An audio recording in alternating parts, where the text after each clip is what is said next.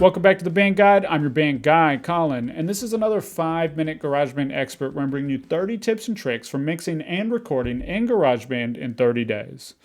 We're near the end of this series, and as we finish out this series, I want to start talking about finishing your mix. Finishing your mix is super important, but there's also a lot of stress and anxiety that comes along with it. I know that that's been true for me, it still is to this day. What has really helped me is having a few tools that I always check as I'm finishing out my mix to know that it's sounding as good as possible.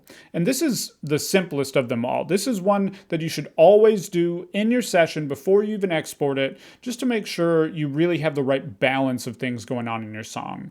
It's basically just to turn your volume down really, really quiet. And when it's at a really, really quiet level, check and make sure that you can still hear the most important things. So in this song, it's going to be the lead vocal. This is a rock song, so kick and snare. And then we have a guitar solo at this part in the song. So I want to make sure I can hear all four of those things still well, even at a really, really low volume. You don't necessarily want everything else to disappear completely, but you definitely want to be able to hear those four things. And if you can hear those four things and maybe not something else that you don't want to stand out really prominently, then you know that you have a pretty good balance. Or if you hear something that is still jumping out at you, maybe over your lead vocal that you don't want to be, you kind of know, oh wow, I didn't even realize that that was out of place. So you should always do this before you even leave your session. There's a lot of ways to turn down your volume to this really low volume. If you have an interface, just turning down your volume knob on your headphone amp. In GarageBand, we can also do this really simply just by turning down this fader up here. You don't want to do this on your master track. This track and this track are actually two different faders, and this one has a little bit of automation on it. So we want to do it on this top volume fader up here. And just listen for those four elements as we turn the volume down really low. If you don't already have good headphones or good speakers, be sure to put those on so that you can really hear what's going on. It's going to be quiet, but check it out.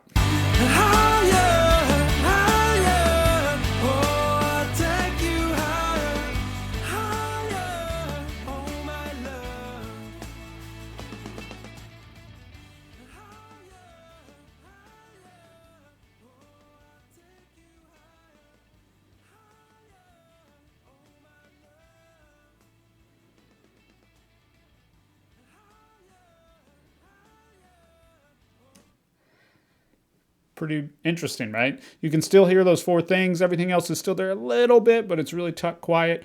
But I'm not hearing anything that I don't want to hear, and I am still able to hear those four super important things. So I know that those are sitting at a pretty good level. If I couldn't hear the vocal when it got down to that volume, I would know I need to probably bring the vocal up just a little bit. Or if the snare is really jumping out at me at that volume, maybe that snare needs to come down a little bit. So be sure to try this out. Be sure to check this on any mix before you even export it and start listening to it in your car or anywhere else. Just check it really quickly. This only takes a second. I love this tip. It's been really helpful to me to just know that everything is kind of in its place and nothing's way off.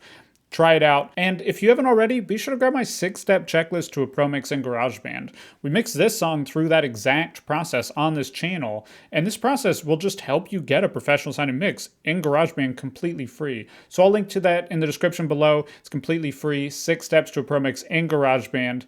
If you got value from this video, be sure to subscribe, and I'll see you tomorrow with another video.